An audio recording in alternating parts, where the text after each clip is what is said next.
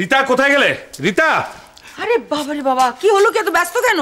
কোথায় থাকো তুমি? ডেকে ডেকে সাড়া পাওয়া যায় না কেন? কোথায় আর থাকবো, একটু মার্কেটিং এ বেরোবো বলে শাড়ি বাঁচছিলাম। বলো। রিতা, আজকে একটা মিরাকেল ঘটনা ঘটেছে।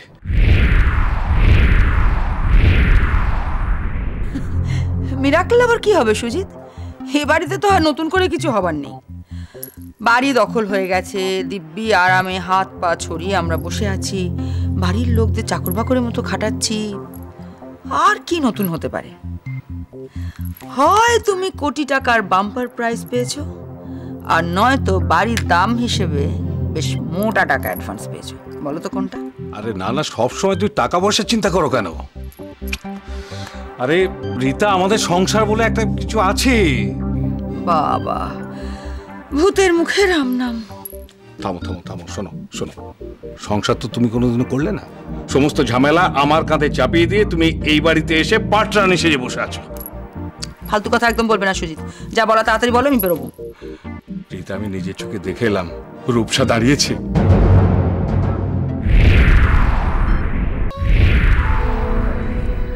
কি বললে? রূপসা? রূপসা হুইল চেয়ার ছেড়ে নিজের পায়ে দাঁড়িয়েছে? না না, কি করে সম্ভব?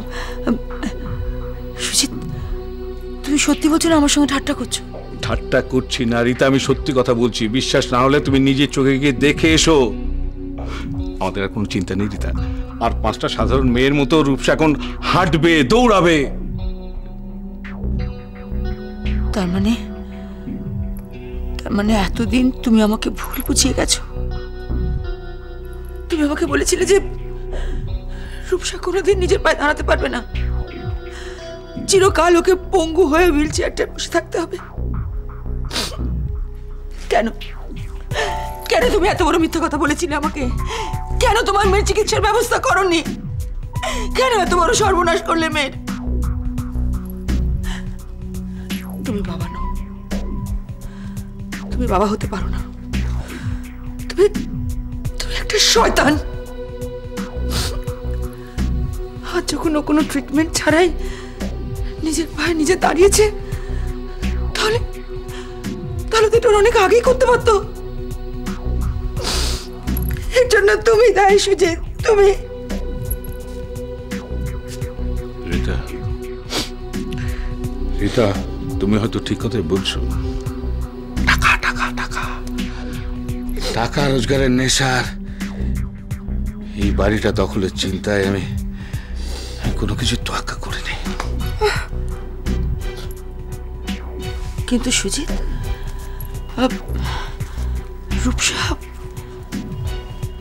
রূপসা কি করে কারোর হেল্প ছাড়া, কোনো রকম ট্রিটমেন্ট ছাড়া নিজের পায়ে নিজে দাঁড়ালো? এই বাড়িতে তো কোনো ম্যাজিশিয়ান নেই যে তার জাদুদণ্ডটা ঘুরিয়ে দিয়ে ওকে দান করিয়ে দিল। কোনো খোঁজ খবর নিয়েছো সে ব্যাপারে, নাকি এমনি এমনি চলে এলে এখানে? রূপসার পায়ের কাছে প্লাস্টিকের সাপ ফেলে ওকে দাঁড় করিয়েছে পড়ি। ভেবেছিলাম তোমাকে সঙ্গে নিলে হয়তো এই কাজটা করতে আমার সুবিধা হবে, তুমি আমায় সাহায্য করতে পারবে, কিন্তু এখন দেখছি তুমি কোনো কম মেরি না। ভুল করেছি আমি তোমাকে নিয়ে, এখন তো দেখছি তুমি আমার বোঝা। এই বোঝা কাকে বলছো? না বোঝা কাকে বলছো? দেখবে বোঝা সবাইকে অপূর্ব পেয়েছো না, সবাইকে ডমিনেট করবে, সবাই তোমার পোষা কুকুর। একটা কথা মনে রেখো, আমি না থাকলে না ওই সুজিত সান্যাল তোমাকে এই ঘরে ঢুকতে দিল না। এই যে ঘরে বসে চৌধুরী বাড়ি দখল করার স্বপ্ন দেখছো, সেই সব স্বপ্ন দেখা বন্ধ হয়ে যেত তোমার। বুঝতে পেরেছো কথাটা? পিস্তলটা নামো Sudip. Try to understand, try to understand. তুমি একটু বোঝার চেষ্টা করো। আমরা তো কাজটা একসঙ্গে করবো ঠিক করেছি, কাজে এই সময়টা আমাদের দুজনের ঝগড়া করার সময় নয়। You have to understand that. I will understand you. You also understand me. আমাকে কিছু বলার আগে নিজের অক্ষমতাটা, নিজের অপদার্থতাটা বোঝার চেষ্টা করো। অনেকদিন ওই দানপত্রে নাম তোলা খেলা খেলা হয়ে গেছে। এখন যদি ওই দানপত্রে আমাদের নামটা না তুলতে পারো না, তাহলে সুজিত বাবু যা বলেছে তাই করতে হবে, আমাদের এই বাড়ি ছেড়ে চলে যেতে হবে। কথাটা মাথায় রেখো। চৌধুরী বাড়ি আমার চাই, বাই হুক আর বাই ক্রুক আমার চাই। তার জন্য যা করতে হয় আমি তাই করব। দরকার পড়লে বাড়ির প্রত্যেকটা লোককে বিষ খাইয়ে মেরে ফেলবো, মেরে ফেলে দখল নেব, কিন্তু বাড়িটা আমার চাই।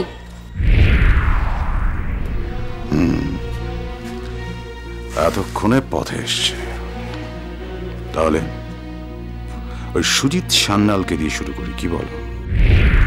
না, সেটা করলে বোকামো করা হবে। সুজিত হচ্ছে আমাদের শিখণ্ডী। তুমি দেখবে একমাত্র ওকে ভয় পায় সকলে। কাজে ওকে সরিয়ে দিয়ে আমাদের প্ল্যানটা ভেস্তে দেওয়াটা একেবারে বোকামি হবে। তার থেকে আমার মাথায় একটা প্ল্যান আছে, তুমি আমায় সেটা নিয়ে ভাবতে দাও। প্ল্যান? কি প্ল্যান? বলবো, কিন্তু এক্ষুনি নয়। আগে আমাকে একটু ভেবে নিতে দাও, আমি দেখি আমি প্ল্যানটা ইমপ্লিমেন্ট করতে পারবো কি না, তারপর আমি তোমাকে জানাবো। ঠিক আছে, আমারও দেখার আছে সাপ খোলস ছেড়ে চলে যাওয়ার পরও সাপকে খুঁজে পাওয়া যায় কিনা।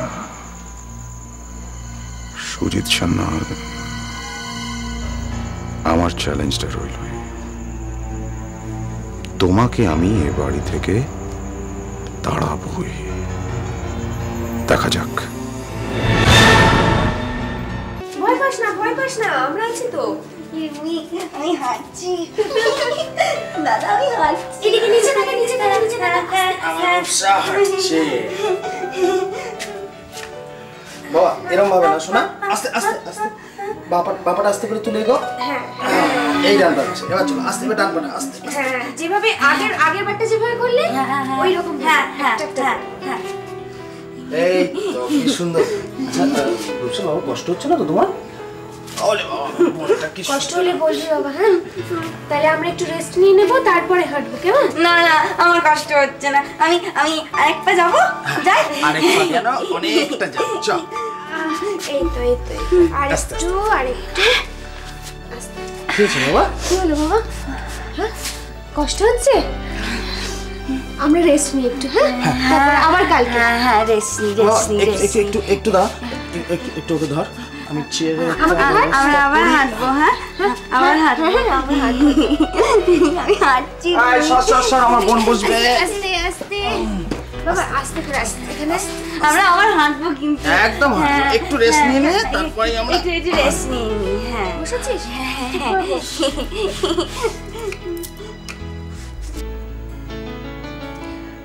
আমি ভাবছি পরীর কথা, পরীর বুদ্ধির কথা। একটা কথা চিন্তা করেছিস, রূপসাকে যে ভয় দেখিয়ে হাঁটানো যেতে পারে, এই বুদ্ধিটা কিন্তু আমাদের মাথায় আসেনি। ভাগ্যিস পরীর মাথায় এসেছিল, নইলে সারাটা জীবন হুইল চেয়ারে রূপসা পৌঁছে মরতো, আর আমরা সেটা ভালোভাবে মেনে নিতাম। ঠিক বলেছিস। আমি তো কত বছর ধরে রূপসাকে হুইল চেয়ারেই বসে থাকতে দেখছি। বাবা মা কোনোদিন ভাবেইনি, জানিস তো, ও ট্রিটমেন্ট করাবার চেষ্টাই করেনি, পুরোটা ভাগ্যের উপর ছেড়ে দিয়েছিল। অথচ তুই বল, আমরা কদিন এই বাড়িতে এসেছি, এর মধ্যে কিন্তু পরি ওকে দাঁড় করিয়ে দিল, তাই না বল? আসলে জানিস তো, পরি ওর কষ্টটা ফিল করেছে, আমরা কেউ কোনোদিন ভাবিনি, তাই আমরা করতে পারিনি। পরীর এত ক্ষমতা যে একটা পঙ্গু মেয়েকে দাঁড় করিয়ে দিল, সুমনের নেশা ছাড়িয়ে দিল, রুমিকে সুস্থ করে তুলল। আচ্ছা আচ্ছা, এর মধ্যে ওর কোনো কারসাজি নেই তো? ও কিন্তু সাংঘাতিক মেয়ে সুজিত, দিনকে রাত করে দিতে পারে। হ্যাঁ, আমার তো কদিন ধরে একটা সন্দেহ হচ্ছে, রুমির চাল চলন, জামা কাপড় পরা ধরন ধারণ কেমন যেন অন্যরকম। রুমিকে কিছু জিজ্ঞাসা করলে এড়িয়ে যাচ্ছে। শোনো, তুমি এবার বাড়ির চিন্তাটা মাথা থেকে ছাড়ো, এবার একটু পরীর গতিবিধির ওপর নজর দাও দেখি। সুমনের ব্যাপারটা আমি জানি, আর রূপসার সুস্থ হওয়াটা আমি নিজের চোখে দেখলাম, কিন্তু রুমির পরিবর্তনটা তুমি আমাকে জানাওনি।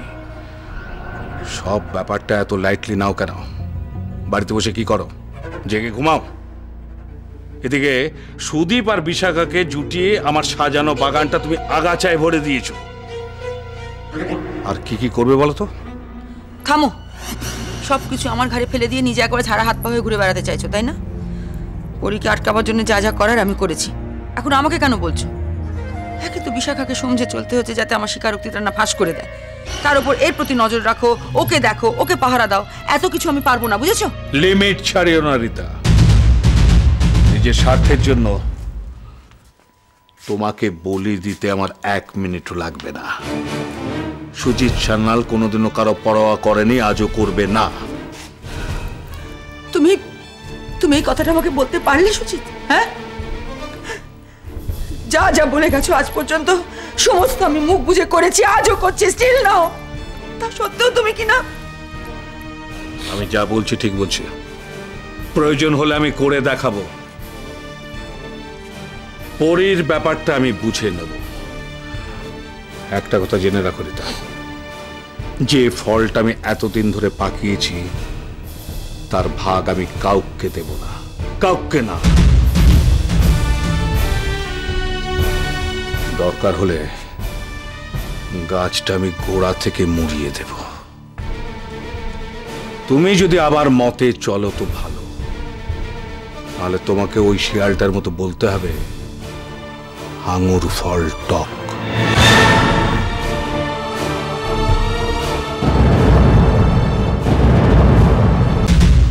পরি পরি আবার কি কাণ্ড করলো?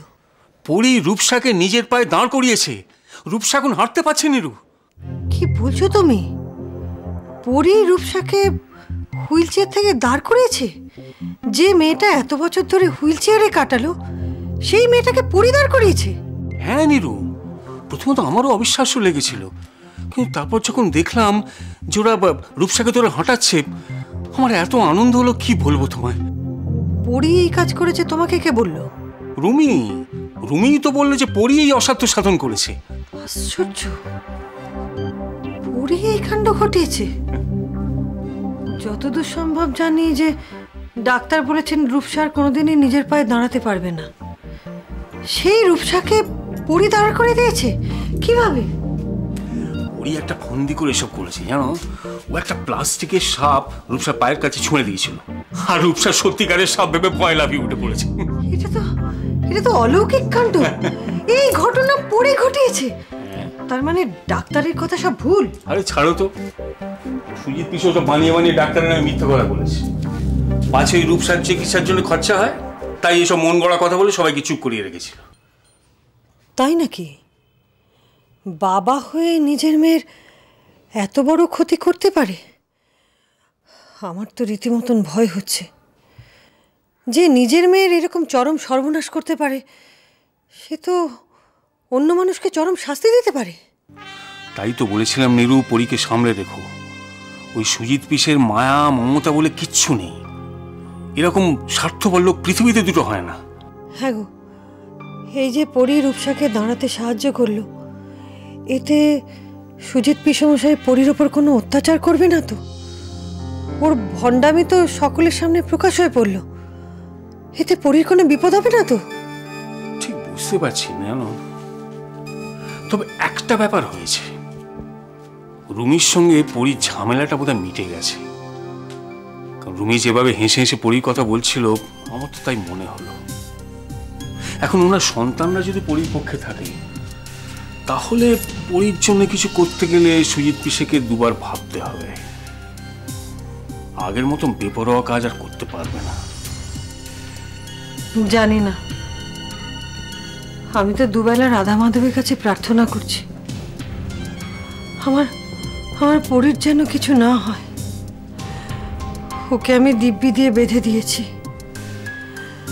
এখন মারধর না করে বুদ্ধি দিয়ে ও যদি আমাদের দুর্দশা ঘোচাতে পারে সেই আশাতেই তো রয়েছি। ঠিক বলেছেন। দেখো, সবাই সন্তান হিসেবে শুধু ছেলে চায়, কিন্তু পরীর মতো মেয়ে যদি থাকে তাহলে সন্তান হিসেবে ছেড়ে যাওয়া তো মানে নিরর্থক। আমাদের সব আশা ভরসা শেষ কথা তো পরী।